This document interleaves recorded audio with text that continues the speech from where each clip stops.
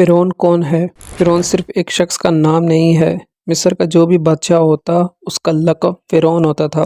تقریباً 18 یا 19 فرعون آئے، جو بھی بادشاہ ہوتا تھا اس کا لقب تھا یہ فرعون۔ اکثر لوگ اس کو نام سمجھتے ہیں۔ اب جو موسیٰ علیہ السلام کے زمانے کا فرعون تھا وہ تکبر سے بھرا ہوا تھا۔ اسے طاقت پر غرور بھی تھا، گھمنڈ بھی تھا۔ ایسا ہے کہ تقریباً 100 سال تک تو کبھی اس کو سردی یا بخار بھی نہیں آیا، بیمار بھی کبھی نہیں ہوا۔ تو آدمی کو جب کوئی تکلیف نہ آئے تو وہ غرور میں پڑ جاتا ہے اور اسے ایسے لگنے لگتا ہے کہ میں سب سے پاورفل آدمی ہوں، تو اس دنیا میں مجھے کچھ ہو ہی نہیں سکتا۔ تو یہ فرعون ہے جس نے اپنے زمانے میں یہ اعلان کیا تھا کہ لوگو، میں تمہارا رب ہوں، تمہارا بڑا رب میں ہوں، میری عبادت کرو۔ وہ لوگوں کو اپنی خدمت پر مأمور کرنے کی بجائے اپنی عبادت پر مأمور کرتا تھا۔ ہزاروں لوگ اس کو سجدہ بھی کرتے تھے۔ ایک دن ایسا ہوا کہ فرعون نے خواب دیکھا، آسمان سے ایک تارا اتر کر اس کی گود میں گرا یا اس کے محل پہ گرا اور پھر آگ لگ گئی اس کے محل میں۔ وہ گھبرا کر اٹھا، صبح نجومیوں کو اپنے محل میں بلایا کہ اس خواب کی کوئی تعبیر صحیح سے بتا دے۔ نجومیوں نے الگ الگ تعبیریں بتائیں۔ پھر جو بڑے ماہر نجومی تھے انہوں نے کہا کہ اس خواب کی تعبیر یہ ہے کہ بنی اسرائیل خاندان میں ایک بچہ پیدا ہوگا جو تیری سلطنت کو ہلاک کر دے گا اور وہ تیری سلطنت کو ہلاک کرنے کا باعث بنے گا۔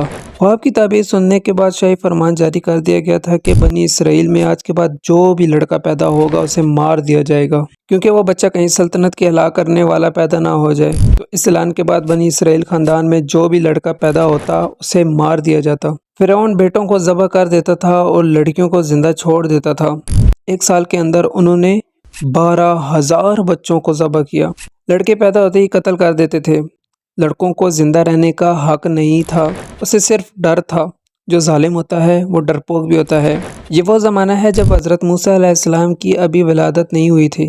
ولادت سے پہلے اتنے بچے مارے گئے۔ پھر اس کے درباریوں نے اس سے ریکویسٹ کی کہ اگر ایسے ہی سب مار دیے جائیں گے تو آپ کی خدمت کے لیے کوئی بچے گا ہی نہیں، جوان کون ہوگا؟ تو 1 سال چھوڑا جاتا اور 1 سال مارا جاتا۔ جس سال مارا جانے والا تھا اسی سال حضرت موسیٰ علیہ السلام کی پیدائش ہوئی۔ ان کی ماں حاملہ تھی اور پیدا ہونے کا وقت جب قریب آیا تو اللہ تبارک و تعالیٰ جسے چاہے جہاں چاہے بچائے، ہاں جس انداز میں چاہے وہ اللہ تعالیٰ حفاظت فرماتا ہے۔ تو موسیٰ علیہ السلام کی ماں کے دل میں اللہ نے یہ بات القاء کی کہ تہ خانے میں چلی جائیں۔ وہ تہ خانے میں گئیں، بچی کی ولادت ہوئی، لڑکا پیدا ہوا۔ اب وہ گھبرا گئیں کہ یہ سال مارا جانے والا ہے اور وہ بنی اسرائیل خاندان سے تھیں کہ میرا بچہ مارا جائے گا، قتل کر دیا جائے گا۔ تو اللہ تعالیٰ نے ان کے دل میں یہ بات القاء کی کہ ایک صندوق لے لو لکڑی کا اور اس میں اس بچے کو ڈال کر دریا میں بہا دو۔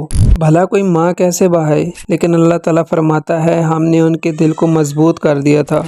جب اللہ تعالیٰ کسی کے دل کو مضبوط کرتا ہے تو بڑے بڑے کام کر جاتا ہے۔ ان کی ماں صندوق میں رکھ کر بچے کو ایک دریا کے کنارے ڈال دیتی ہیں اور اپنی بڑی بیٹی کو کہتی ہیں کہ دیکھتے رہنا یہ صندوق کہاں جاتا ہے۔